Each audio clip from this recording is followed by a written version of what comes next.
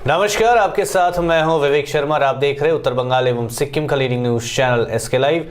आज के दिनों के समाचार के प्रस्तुत करता है टीना का घर बनाने का टोटल समाधान, बाजार भाव से हमारे यहाँ किफायती दाम। International furniture, unbeatable price. Visit a Royal Oak store today. घर के फर्श की चमक को रखिए बरकरार जीप्स निमोल नीम हर्बल के साथ। Looking for an opportunity to work in Japan? We have exciting employment opportunities at Rida School of Languages, VSL in association with HNA, Arms Incorporation, Japan. India का अपना होलसेल शॉपिंग ऐप, बस download करें और wholesale में कपड़ों की shopping करें। पहाड़ में लोग बिमल गुरुंग के साथ नहीं, ये बातें कही है भाजपा के प्रदेश अध्यक्ष दिलीप घोष ने। दार्जिलिंग में पर्यटन यात्रा में शामिल होने भाजपा के प्रदेश अध्यक्ष दिलीप घोष व सांसद अर्जुन सिंह मंगलवार सुबह बागडोगरा एयरपोर्ट पहुंचे थे। एयरपोर्ट पर संवाददाताओं से बातचीत में बीजेपी अध्यक्ष दिलीप घोष ने कहा कि पहाड़ के लोग लंबे समय से अपने हक व अधिकार से वंचित है। उन्होंने कहा कि पहाड़ के लोगों की कुछ बुनियादी मांगे हैं, इसके लिए सभी सहमत नहीं हो सकते, पर उनकी मांगों पर चर्चा की जा सकती है। दिलीप घोष ने कहा, पहाड़ के कुछ नेता और राज्य की मुख्यमंत्री और सत्तारूढ़ पार्टी ममता सरकार पहाड़ के लोगों की समस्या बढ़ा रही है। घोष ने कहा कि पहाड़ के लोग अब बिमल गुरुंग को पसंद नहीं करते, वे लोग भाजपा को अपने साथ चाहते हैं। दूसरी ओर सांसद अर्जुन सिंह ने कहा कि सत्ताधारी पार्टी के अधिकतर नेता भ्रष्टाचार में लिप्त है, सबके खिलाफ देर सवेरे जांच होगी, किसी को बख्शा नहीं जाएगा। বাকি হতে পারে। দেখুন, এই প্রক্রিয়াটা কয়েক বছর ধরে চলছে। বিভিন্ন স্ক্যামের উপরে আলাদা সালাদা চলছে, গরু পাচার হয়েছে, কয়লা পাচার হচ্ছে। পশ্চিমবাংলার মানুষ জানেন এখানে কীভাবে দুর্নীতির শেকড় গেড়েছে। প্রশাসনিক অধিকারীদের মধ্যে, নেতাদের মধ্যে, তাদের পরিবারের লোকের মধ্যে মানুষ চাইছিল এটা পরিষ্কার হোক, সামনে আসুক। সিবিআই সেদিকে এগোচ্ছে। যাদের যাদের চিঠি দিয়েছে তাদের গিয়ে পেশ করা উচিত, সে উত্তর দেওয়া উচিত। যদি তারা অন্যায় না করে থাকেন, ভয় পাওয়ার কোনো কারণ নেই। হাকিমের মেয়ে অনেকের কাছে বিভিন্ন রকম নোটিশ গেছে, তাদের কাছে অনিয়মিততা পাওয়া গেছে, তাদের অ্যাকাউন্টে অধিক টাকা বা বেনিয়মে টাকা লেনদেন হয়েছে, এটা ওনারা সন্দেহ করেছেন। সেই জন্য এনাদের দায়িত্ব দিয়ে সেটাকে পরিষ্কার করে বলে আসে। এখন হতেও পারে বিনয় মিশ্র আর লালা পলাতক তাদের অফিসে রেড করে তথ্য পাওয়া গেছে, সেটা বিচার করে তারা তার উপরে সিদ্ধান্ত নেবেন। বহু বছর ধরে বঞ্চিত, তাদের নিজস্ব কিছু দাবি আছে, সেই দাবির সঙ্গে সবাই সহমত না হতে পারে, কিন্তু পাহাড়ের বিকাশ হওয়া উচিত, সেখানকার মানুষের দুঃখ কষ্ট দূর করার চেষ্টা করা উচিত। তা না করে পাহাড়ের নেতারা এবং এখানকার মমতা ব্যানার্জি সরকার তাদের কষ্ট বাড়িয়ে চলেছে। আমরা চাই পাহাড়ের মানুষও বাংলার মানুষের মতো শান্তি ও সুখে থাকুন एकसंगे। बंगाल को अपनी बेटी चाहिए के नारे पर भड़के वरिष्ठ वाम मोर्चा के नेता तथा विधायक अशोक नारायण भट्टाचार्य। 2021 में बंगाल में वाम कांग्रेस गठबंधन की होगी जीत, ये बातें कही है अशोक नारायण भट्टाचार्य ने। पश्चिम बंगाल में तीसरी बार सरकार बनाने को बेताब तृणमूल कांग्रेस का नया नारा बंगाल को अपनी बेटी चाहिए पर वरिष्ठ सीपीएम नेता व सिलीगुड़ी के विधायक अशोक नारायण भट्टाचार्य ने तीखी प्रतिक्रिया दी है। अशोक भट्टाचार्य ने सोमवार को कहा कि मुख्यमंत्री ममता बनर्जी बंगाली है, ये तो सभी जानते हैं, फिर इस तरह के नारे क्यों लगाए जा रहे हैं या उन्हें समझ में नहीं आ रहा है। उन्होंने कहा कि शायद तृणमूल कांग्रेस के किसी व्यक्ति को इस बारे में संदेह है कि जिस वजह से प्रशांत किशोर को लाखों रुपए देकर इस तरह का नारा तैयार किया गया है।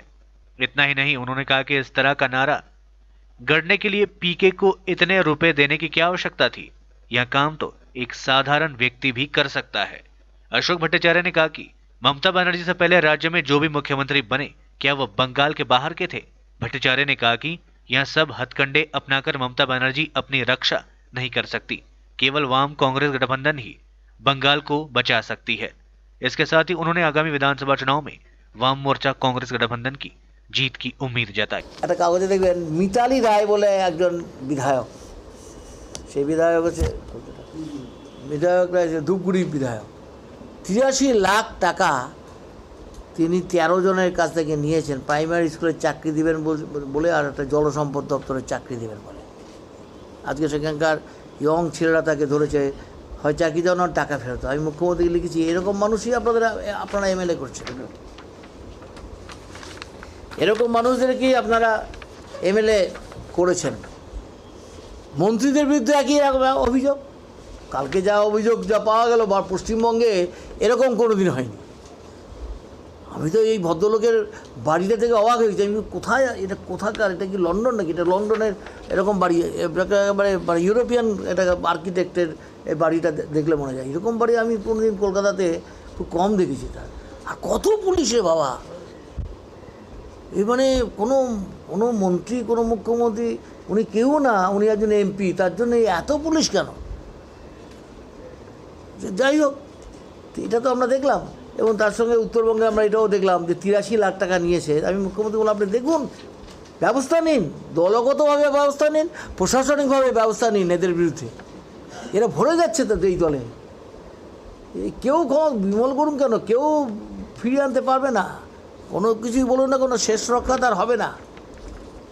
শেষ রক্ষা পশ্চিমবঙ্গে যদি কথা বলেন, পশ্চিমবঙ্গকে বাঁচাবার একমাত্র উপায় হচ্ছে বামপন্থী কংগ্রেস এবং তার সঙ্গে অন্যান্য ধর্মনিরপেক্ষ যে পার্টি শক্তিগুলো আসছে, এবং তারাই হচ্ছে শেষ রক্ষাটা করবে। এই সমস্ত কারণে আচ্ছা, উনি যে বাংলার মেয়ে, উনি যে বাঙালি, এটা নিয়ে তাদের কিছু সন্দেহ আছে নাকি? এটা তো সবাই আমরা জানি যে উনি বাঙালি, টাইটেলটা ব্যানার্জি। বুদ্ধদেব বাবু তো বাঙালি ছিলেন, জ্যোতিবাবু তো বাঙালি ছিলেন, বিধান রায় তো বাঙালি ছিলেন। এইসব বলা নতুন করে বাঙালি হঠাৎ করে এই কথাটা, পিকের এত টাকা দিচ্ছে পিকেকে, শুধু এই কথাটা বলার জন্য পিকেকে এত টাকা দেওয়ার কি দরকার আছে? এটা তো যে কোনো একটা ছেলেই করতে পারে, যে কোনো মানুষই করতে পারে এটা। আর বাংলার নিজের মেয়ে উনি কি বুদ্ধদেব ভট্টাচার্য কি অন্য জায়গার ছেলে ছিল নাকি? আমরাও যে এখানে যে ভোটে জিতেছি, ভোটে লড়াই করি, তাহলে কি আমরা কি অন্য জায়গা থেকে এসছি নাকি? সব কথা কেন বলছেন এরকম? दार्जिलिंग में दिलीप घोष को दिखाया गया काला झंडा, लगे गो बैक के नारे। परिवर्तन यात्रा में शामिल होने मंगलवार को दार्जिलिंग पहुंचे भाजपा के प्रदेश अध्यक्ष दिलीप घोष को गोजामुमो नेता बिमल गुरुंग के समर्थकों ने काला झंडा दिखाते हुए उनके खिलाफ गो बैक के नारे लगाए। गौरतलब है कि पिछले साल दार्जिलिंग पहुंचे दिलीप घोष पर हमला हुआ था। इस घटना के बाद आज वे पहली बार दार्जिलिंग पहुंचे हैं। रास्ते में गोजामुमो नेता बिमल गुरुंग के समर्थकों ने उन्हें काला झंडा दिखाया। ये सभी हाथों में पोस्टर लिए हुए दिलीप घोष गो बैक के नारे लगा रहे थे। दूसरी ओर भाजपा अध्यक्ष दिलीप घोष के पहाड़ आगमन के मद्देनजर पुलिस प्रशासन की ओर से यहाँ सुरक्षा कड़ी कर दी गई है। ये फ्लैग हम इसलिए दिखा रहे हैं, जब बीजेपी सरकार आया था उस समय 19 में हमने जो हमारा जो प्रेसिडेंट था वो तो अंडरग्राउंड था, वो तो भूमिगत था। फिर हमारा अध्यक्ष बिमल गुरुंग जी वो तो भूमिगत था, फिर भी हमने वोट देके बीजेपी को जिताया था यार। लेकिन जो वादा हमारा प्रधानमंत्री ने किया था वो वादा अभी तक पूरा नहीं हुआ। जो वादा उसने किया था वो वादा के मुताबिक आज कुछ भी नहीं हुआ। फिर हमारा जो सांसद है राजू बिष्ट जी ने ये बोला था 11 जनजाति हम दे देंगे, लेकिन वो भी पूरा नहीं हुआ। वो बोल रहा है कि 24 आफ्टर इलेक्शन, ये तो नहीं हुआ। ये जनता का सपना तो सपना ही रहेगा। इसलिए आज हम सड़क में उतर के बिमल गुरुंग जी के साथ में उनका विरोध कर रहे हैं। आज हामी जिजेएम वानबाट तपाईँको हेर्नुहोस्, हाम्रो पार्टीले 3 पल्ट एमपी दियो 2009देखि 2019सम्म, तर उहाँहरूले खालि झुटो आश्वासन मात्र दियो तपाईँको। आज गोर्खालाई संविधानभित्र भएको न्याय पनि पाएको छैन। अब 2021भन्दा अगाडि 11वटा जनजाति राजु बिष्टले ल्याउँछु भनेको हो, आज फेरि 2024मा पुग्यो। आज हाम्रो जुन 17 आन्दोलन थियो तपाईँको, त्यो आन्दोलनमा हाम्रो 13 जना दाजुभाइहरू शहीद भए। बिजेपीको एकजना लिडर पनि एउटा खदा लाउनु पनि आएन। आज हाम्रो अध्यक्ष श्रीमान बिमल गुरुङज्यू 3.5 वर्ष विस्थापित हुँदा उहाँलाई पहाड ल्याउने कुरै गरेन बिजेपीले। आज ममता सरकारसँग जुन अलायन्स भएको छ हाम्रो गोर्खा जनमुक्ति मोर्चा बिमल फ्याक्सन, आज बङ्गाल सरकारसँग पनि यो पिपिएस मिस ममता ब्यानर्जीले इलेक्सन बादमा दिन्छु भनेर भन्नुभएको छ है। जे पनि गोर्खाको समस्याको समाधान गर्छु त्यो चाहिँ म बाहेक सक्दैन भनेर त्यो उहाँले जनसभामा पनि भन्नुभएको। विशेष यहाँ आज कालो झन्डा देखाउनुको कारण चाहिँ बिजेपी सरकारले अहिलेसम्म आश्वासन मात्रै भयो। आज हामीहरूलाई भोट ब्याङ्क मात्र बनायो र हामीलाई चाहिँ जस्टिस चाहिन्छ है। त्यो जस्टिस चाहिँ अन्तमा गएर हामीले पनि बुझ्यौँ राज्य सरकारद्वारै हुने रहेछ भनेर चाहिँ आज हामी यहाँ आएको। तपाईँहरू कहाँबाट आउनु? आज हामी सदरवन समष्टिबाट आएको। मंत्री गुलाम रब्बानी ने भाजपा को बंगाल से खदेड़ने का किया आह्वान। देश भर में सांप्रदायिकता के बीज बो रही है भारतीय जनता पार्टी। ये बातें कही है राज्य के श्रम मंत्री गुलाम रब्बानी ने। भले ही चुनाव आयोग ने विधानसभा चुनाव की तिथियों का ऐलान नहीं किया हो, लेकिन सत्ताधारी तृणमूल कांग्रेस समेत सभी राजनीतिक पार्टी चुनाव प्रचार में जुटी हुई है। इस बीच मालदा में तृणमूल कांग्रेस के मंत्री गुलाम रब्बानी के जरिए चुनाव प्रचार का आगाज कर दिया। मालदा के हरिश्चंद्रपुर टाउन लाइब्रेरी मैदान में हरिश्चंद्रपुर विधानसभा के कोऑर्डिनेटर तथा पूर्व विधायक ताजमुल हुसैन के आह्वान पर एक जनसभा का आयोजन किया गया था। मंत्री गुलाम रब्बानी सभा में बतौर मुख्य वक्ता के रूप में उपस्थित थे। इसके अलावा स्टेट कमेटी के वाइस प्रेसिडेंट मोयुज्जन हुसैन, जिला महासचिव जमू हुसैन, तबारक हुसैन चौधरी, ब्लॉक अध्यक्ष हजरत अली समेत काफी संख्या में अन्य नेता व समर्थक उपस्थित थे। जनसभा को संबोधित करते हुए मंत्री गुलाम रब्बानी ने भाजपा को बंगाल से खदेड़ने का निर्देश दिया। उन्होंने कहा कि भारतीय जनता पार्टी देश में सांप्रदायिकता की बीज बो रही है। उन्होंने कहा कि भाजपा सरकार अपनी राजनीतिक सुविधाओं के लिए बंगाल विधानसभा चुनाव की तिथियों की घोषणा को पीछे ले जा रही है। साथ ही उन्होंने भाजपा सरकार पर सीबीआई को अपने फायदे के लिए इस्तेमाल कर नेताओं पर डराने धमकाने का आरोप लगाया। उन्होंने कहा कि विधानसभा चुनाव में खेल होगा और राज्य की जनता खेल खेलेगी। मंत्री ने राज्य सरकार की ओर से संचालित कल्याणकारी योजनाओं की जानकारी देते हुए कहा कि राज्य की तृणमूल सरकार लगातार जनता के कल्याण के लिए कार्य कर रही है। उन्होंने कहा बंगाल की हर सीट पर केवल मुख्यमंत्री ममता बनर्जी ही उम्मीदवार होंगी, इसलिए अधिक से अधिक वोटों से उन्हें जिताना होगा।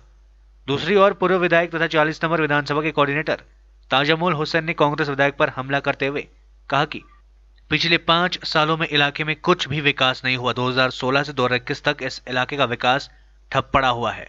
आज के हमारे যে বিরাট জনসভা ছিল সেই জনসভায় আপনারা দেখতে পেলেন আজকে জয়েন দিয়েছে আমাদের খারাগ্রাম বুথ থেকে একজনের নেতৃত্বে 40 জন আর আরেকজনের নেতৃত্বে 40 জন, টোটাল 100 জনের মতো আজকে জয়েন দিল। তারা হচ্ছে কেউ ছিল কংগ্রেসে, কেউ ছিল সিপিএমে, তারা আজকে যোগদান করেছে। আমাদের মমতা ব্যানার্জির উন্নয়নকে দেখে, মমতা ব্যানার্জির যে জন্ম থেকে মৃত্যু পর্যন্ত যে উন্নয়ন, এই উন্নয়নকে দেখেই তারা আজকে আমাদের এই দলে আজকে এই জনসভায় আমরা ছিলাম।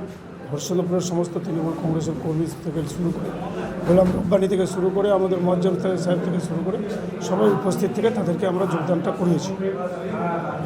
খেলা হবে, শুনেন, খেলা হবে বলে তো বিষয়টা হচ্ছে না। খেলা এটাই হবে যে আবার পশ্চিমবঙ্গে তৃণমূল কংগ্রেস আসছে, এই কংগ্রেস যে আমরা যে সবুজ আবির খেলবো, এইটাই হচ্ছে আমাদের খেলা। তৃতীয়বারের জন্য যে আমাদের মুখ্যমন্ত্রী যে হতে চলেছেন, তখন যে আমরা যে সবুজ আবির দিয়ে যে আমরা খেলা করবো, সেটাই নিয়ে সেটাই আমাদের হচ্ছে খেলা। এটাই হচ্ছে খেলা আর কি, অন্য কিছু নাই। খেলা হবে আপনার পথশ্রী নিয়ে, খেলা হবে সবুজ সাথী নিয়ে, খেলা হবে আপনার খাদ্যসাথী, এগুলো নিয়ে খেলা হবে। খেলা আমরা মাঠে কি লড়াই করবো কি খেলা হবে? আমরা স্কিম নিয়ে খেলা করব। আমরা মমতা ব্যানার্জি যেগুলো উন্নয়ন করেছেন ওটা নিয়ে আমরা খেলা করব। আর আমরা ফাসিস্ট পাওয়ার মতো না কি আমরা খেলা মাঠে গিয়ে করব। আমার খেলাটা হবে ডেভেলপমেন্ট নিয়ে, উন্নয়ন নিয়ে। আর যারা আজকে ইলেকশন ডিক্লেয়ার হওয়ার কথা ইলেকশন ডিক্লেয়ার না করে কোনো জায়গায় সিবিআইয়ের হুমকি দেখাচ্ছে, কোনো জায়গায় আপনার সিবিআই পাঠাচ্ছে, ইডি পাঠাচ্ছে, আবার প্যারামিলিটারি পাঠাচ্ছে, ওরা তো খেলা করছে ফোর্স নিয়ে। আমরা খেলা করব পাবলিক নিয়ে, দিদির উন্নয়ন নিয়ে, সবুজ সাথী নিয়ে, রূপশ্রী নিয়ে, খাদ্যসাথী নিয়ে, আপনার স্বাস্থ্যসাথী নিয়ে। প্যারামিলিটারি ভিতরে থাকবে, কে বললো আপনি? আপনার দলে অনেক নেতার মুখে শোনা গেছে। এটা কোনোদিনে হয় কি? প্যারামিলিটারি বুথের ভিতরে যেতে পারে?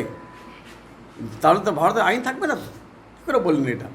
কখনো এটা হয় না। প্যারামিলিটারি বাইরের জন্য, ভিতরের জন্য বুথ এজেন্টরা থাকবে, পোলিং পার্সনাররা থাকবে, প্রিজাইডিং অফিসার থাকবে, এরা ভোটটা করাবে। ওখানে প্যারামিলিটারিতে ভোট হবে কি? কখনো ভোট হবে না। लेते छोटा सा ब्रेक, फिर मिलेंगे ब्रेक के बाद। Are you dreaming to wake up under the calming Turkish skies? Make it a reality and bring home the Turkish collection from Royal Oak. Just a click away. International furniture, unbeatable price. Visit a Royal Oak store today. 50 से 70% कम कीमतों पर orchid building opposite वेगा circle 2.5 mile सेवक road Siliguri. अब वक्त आ गया है अपने सपनों को एक नई पहचान देने का। वेबल कंप्यूटर ट्रेनिंग सेंटर आपके लिए लेके आए हैं डिप्लोमा एंड कोर्सेज जैसे English speaking course, software application, financial accounting, Tally, Java, HTML, DTP, C++, Python जैसे बहुत से कोर्सेज एंड डिप्लोमा। और आपको मिलेगा hologram sealed certificate government of West Bengal undertaking जो आपके हर सपने को देगा एक नई उड़ान। Webel computer training centre opposite Siliguri college, gate number 2, college पाड़ा, Siliguri. Looking for an opportunity to work in Japan? We have exciting employment opportunities, especially in industries like nursing, caregiver, manufacturing and construction. Advantages of working in Japan: better pay packages, better quality of life, better employee welfare and protection, high professionalism and work ethics, respect and dignity of labor, learning the best technology in the world. That is where we come in at Veda School of Languages, VSL, in association with HNA, Arms Incorporation, Japan. Call us at 9911 546021. टीना का घर बनाने का total समाधान बाजार भाव से हमारे यहाँ किफायती दाम। घर, दुकान, मकान, गोदाम बनाने के लिए टीना, प्रोफाइल सीट, रंगीन टीना, पाइप आदि सामान की नई दुकान टीना लगाने के लिए मिस्त्री भी हमारे यहाँ है उपलब्ध। महावीर स्टील, 3rd माइल, वेगा मॉल के सामने, चौधरी कंपाउंड। Contact number 9709970981। क्या आपके कपड़ों का बिजनेस है और आप दुकान में भीड़ भाड़ से बहुत परेशान हैं और सामान लाने का समय नहीं है? तो समझो आपकी टेंशन खत्म। अब डाउनलोड करें A से Z तक ऐप, इंडिया का अपना होलसेल शॉपिंग ऐप। बस डाउनलोड करें और होलसेल में कपड़ों की शॉपिंग करें A से Z तक। रश्मि, तेरे घर का फ्लोर तो काफी चमक रहा है। चमकेगा क्यों नहीं, मैं अपने घर के फ्लोर्स को देती हूँ दीप स्नेमोल की बेहतरीन सफाई, जो फ्लोर मिरर सरफेस चमकाने के साथ बीमारी फैलाने वाले जम्स को भी अंदर से मारे और घर को बनाता है अंदर से क्लीन। अच्छी सफाई के लिए चुने दीप स्नेमोल। Bring hygiene, maintain cleanliness.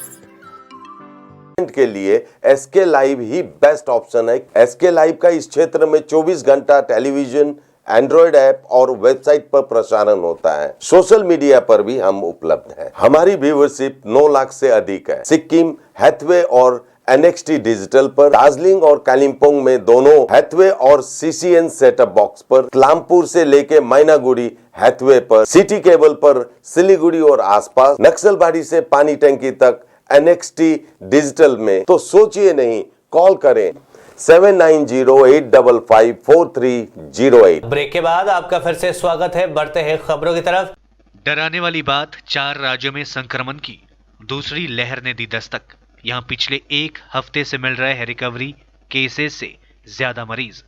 देश में कोरोना वायरस का संकट फिर से गहराता नजर आ रहा है। पिछले 24 घंटे के अंदर 13 राज्यों और केंद्र शासित प्रदेश ऐसे रहे जहां रिकवरी से ज्यादा नए कोरोना मामले सामने आए।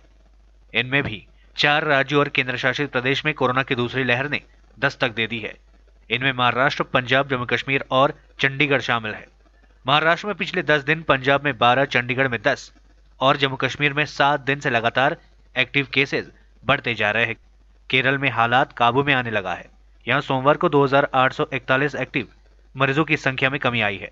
लगातार 5वें दिन एक्टिव मरीजों की संख्या बढ़ने के बाद सोमवार के आंकड़े कुछ राहत वाली नजर आई। ओवरऑल नए केसेस से ज्यादा संख्या ठीक होने वाले मरीज की रही।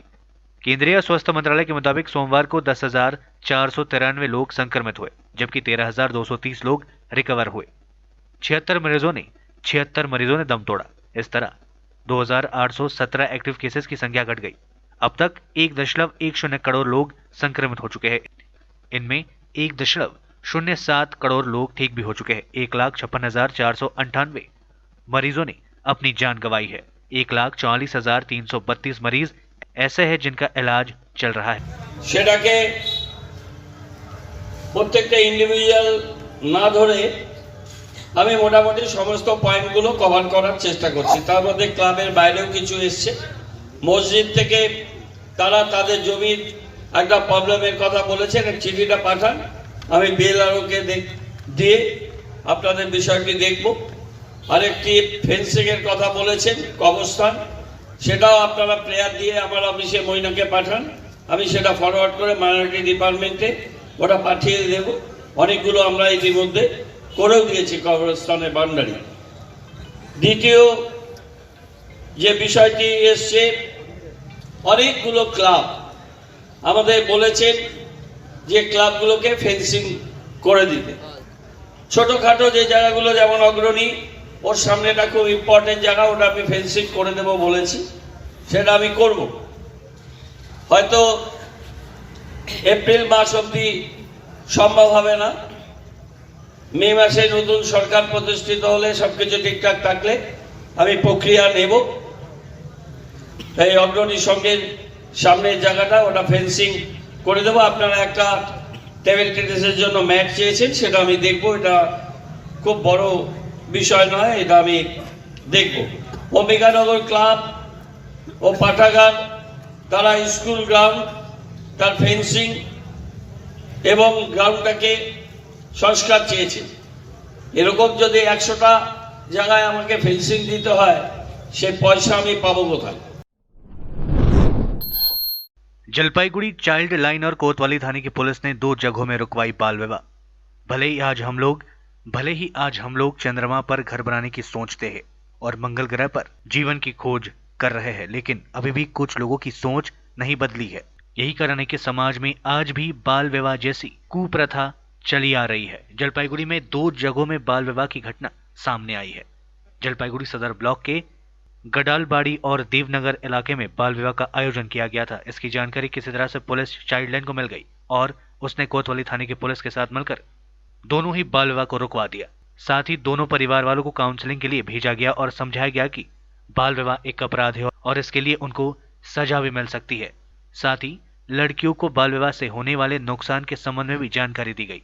ওরাদের রাত্রিবেলা আমাদের অফিসার্স আমি ওকে উদ্ধার করে নিয়ে এসেছি, মাইনর বিয়ে হয়েছিল আর আমাদের চাইল্ড লাইন থেকে ইনফরমেশন পেয়েছে আর চাইল্ড লাইন ওরা হ্যান্ডওভার নিয়ে গেছে। একটু সচেত হতে হবে, মানে স্পেশালি পেরেন্টসকে এটা সচেত হবে। গ্রামবাসী ওরা তো মানে গ্রামেরই ছিল, তো সবাইকে সচেত হওয়ার উচিত আছে। মানে you have to learn about the child marriage.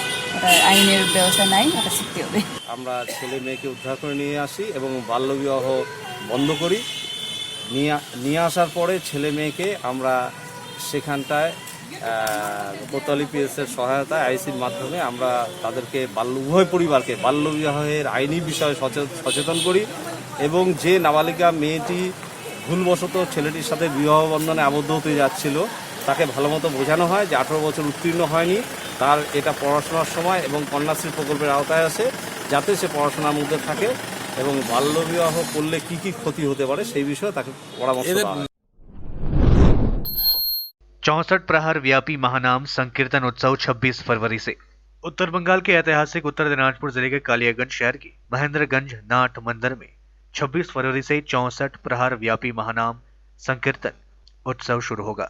Magh Purnima के पूर्ण लग्न पर हर वर्ष इस उत्सव का आयोजन किया जाता है। 64 प्रहर व्यापी महानाम संकीर्तन उत्सव की तैयारियां जोरों पर है। इस विशेष अवसर पर नाट्य मंदिर को विशेष रूप से सजाया गया है। गौरतलब है कि प्रतिवर्ष आयोजित होने वाले इस उत्सव को लेकर लोगों में जबरदस्त उत्साह देखा जाता है।